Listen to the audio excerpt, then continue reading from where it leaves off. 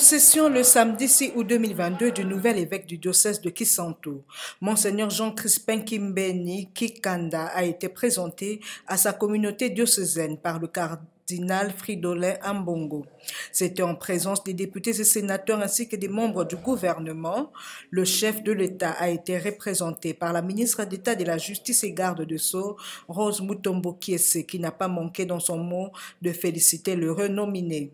Au nom du président qui m'a mandaté de venir en ce lieu, je commence par féliciter l'heureux nominé et surtout remercier toute la communauté de l'accueil que vous nous avez réservé.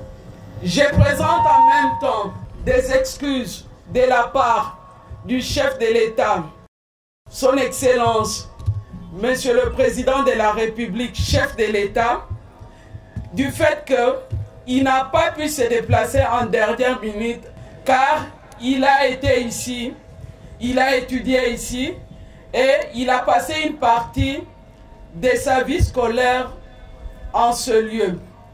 C'est pourquoi il m'a demandé de vous le rappeler que c'est un endroit où il était habitué dans le temps.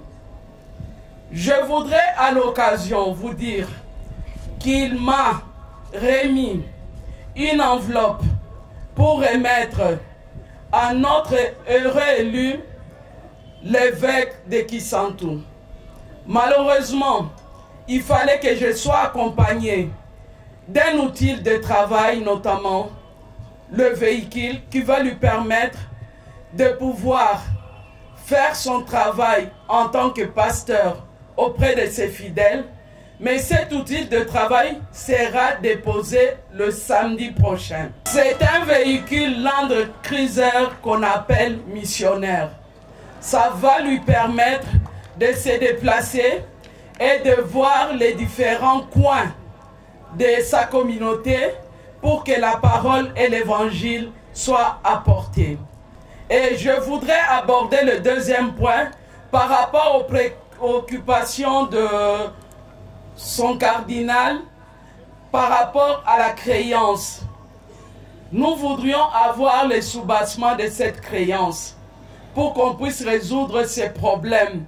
Je croyais qu'en ce lieu, c'était un message de joie, mais je vois que le gouvernement a un problème avec la communauté.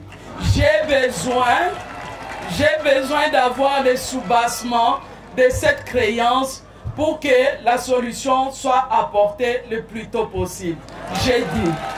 La ministre d'État était accompagnée par le ministre d'État de l'Entrepreneuriat et Petites et Moyennes Entreprises, Eustache Mouyanzi, et le ministre des Droits Humains, Albert Fabrice Poela. Il y avait aussi le gouverneur du Congo central, Guy Bandou, du président de l'Assemblée provinciale, Jean-Claude Mvouemba, des députés nationaux et provinciaux, ainsi que des sénateurs.